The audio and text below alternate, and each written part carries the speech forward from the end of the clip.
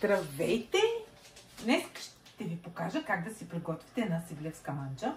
Чушки, пълнени, защото са много любими на Аполона, с зеле и ориз, обаче използвате ето такива чушки.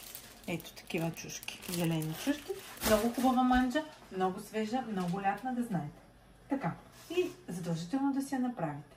Използваме олио, съм си сложила, слагам малко лук. Някой път да ви кажа слагам лук, някой път не слагам лук. Пързвате си леко лука. Сега си добавяме зелето при лукчето. Така, и оставяме да се задуши. Зелето съм си го нарязала на нинджата, много лесно и бързо, затова много обичам този робот.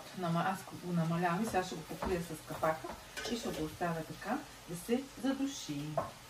Зелето не е готово, леко го загорих, докато гледах по Фейсбука и ви отговарях на вашите коментари. Ама нищо. Доста, съвсем малко. И така, и сега ще добавя ориза, който също леко ще го запържа. С голяма зелка, колко малко зеле остана. Колко ориз сложи? Аз сложих по-малко от една чайна чаша, обаче аз всичко ще ви напиша. Сега ще налея съвсем малко топла водичка, само леко ориза да набъбне. След това ще го овкусиме и ще напълниме чушките. Ще го оставя така лекичко да се задуши. Сега ще сложим малко домати. Моето е от консерва. Не слагайте много, малко сложете. Така, и сега ще сложа и червен пипер, ще сложим сол и чубрица. Много е важно чубрица да сложите. С чубрицата става много вкусно. Сега ще сложим малко сол и чубрица. Както ви казах, много е важна чубрицата. По същия начин може да си го направите, но тогава си сложете повече домати и да си го изпечете на фурната. Ето сместа ни е готова. Вижте колко хубава стана и много ароматна. Просто е така си напълвате, както си правите пълнени чушки. Напълвате си ги и си ги подреждате в тавичката.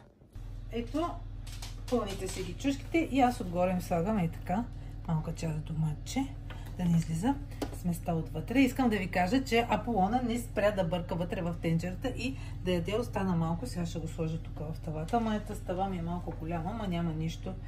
И ето по този начин. Сега ще сложа и тази смес, която остана тук, да не изяде Аполона. Ами ето така и после ще се сервирате с чушките. Ще налееме малко водичка и печеме. Тук се наливам малко гореща вода в тенджерката и сега ще сипя в тавичката малко вода. Може да направите още повече смес и ще имате ядене. У нас свършва много бързо. Ето, готово и слагаме да се пече. Ето, чушките са ни готови. Аполона ги изпече. Можеше още малко да ги пече, ама айде няма нищо. Много е вкусно. Направете си ги задължително, уникални са. Може да ядете топли, може да ядете студени. С кисело мляко? С кисело мляко не. Вижте, да ще ям геде с кисело мляко. Ама не, просто идеални са за лятото.